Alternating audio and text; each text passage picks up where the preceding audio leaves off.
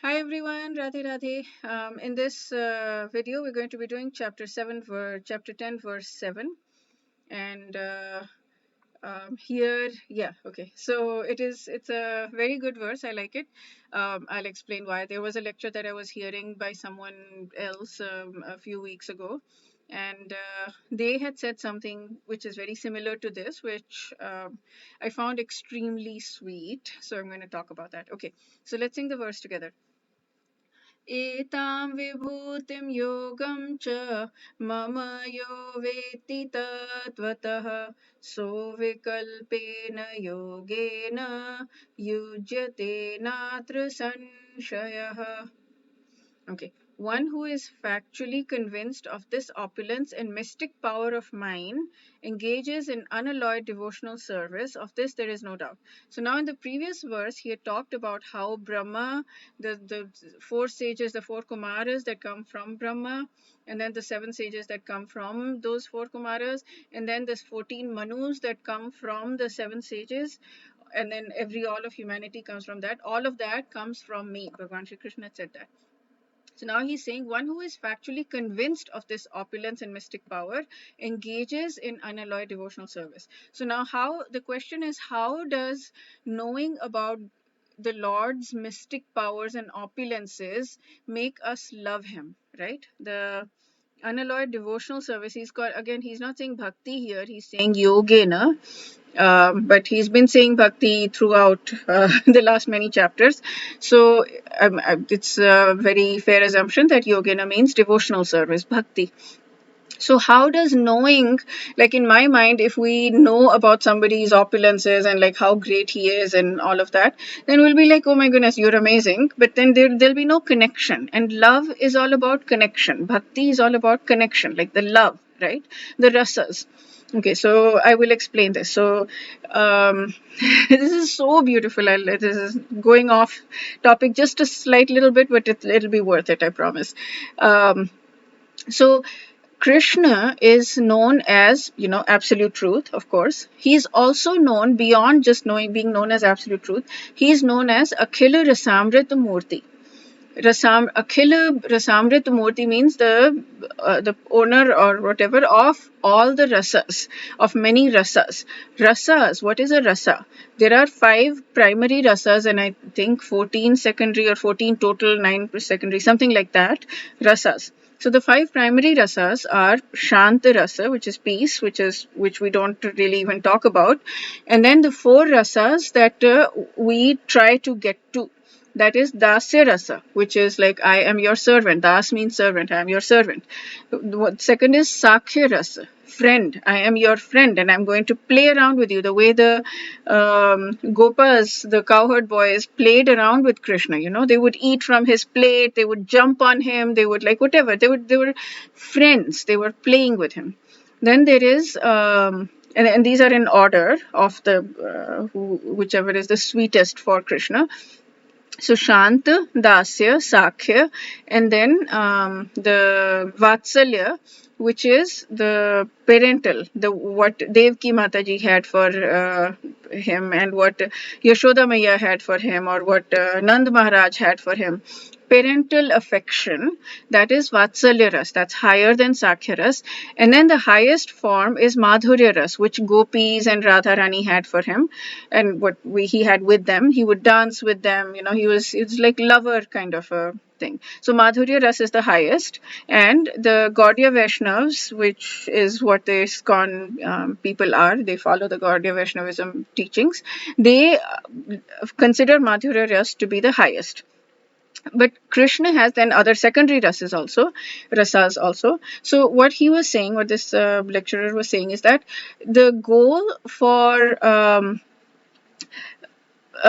Krishna is to experience these loving exchanges. He called it LE, abbreviated it LE in his slides, to experience loving exchanges with every soul. So he is the ultimate soul. He's the ultimate Purush, and all of the other souls are Prakriti. They are meant, like, he's the supreme enjoyer, and everybody else is meant to serve him. Their joy, our joy, comes from serving him. It does not come from receiving. We do receive, of course, we receive a lot of love from God, but our enjoyment comes from serving him. That's what our constitutional position is. And being the servant of him is not a bad thing. We think of being a servant as being a bad thing. No, it's not at all. It's just been completely ruined in this current world, in this hierarchy, because of our ego. Like, oh, but when we don't have ego, when we have true humility, then we understand that our joy comes from serving God, right? So but the rasas, we can serve God in many different rasas, and the role that Krishna has, the ultimate role that Krishna has, is he wants to have loving exchanges in whatever rasa that the soul wants. The soul wants different souls want different rasas. So in whatever rasas that the soul wants, we want to have loving exchanges with he wants to have loving exchanges with all souls. So that is the role of Krishna. And now all of these other things, I mean, his role is everything, right? He's creating universes, he's creating karma, he's all of this, all of that he gives.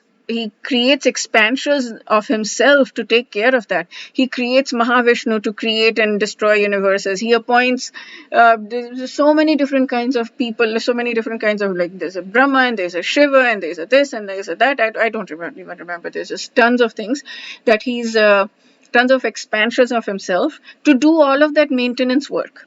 He's like, you take care of all of that. I don't want to deal with all of that. You take care of all of this.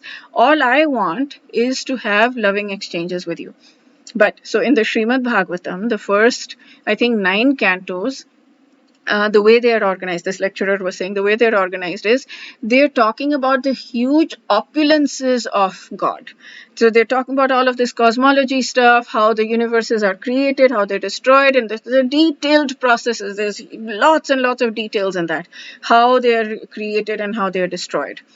And what happens to human beings, souls, all of that, the karma, and like, this is just all of the universal cosmology is described, and all of the grandness of everything that happens that we cannot even fathom.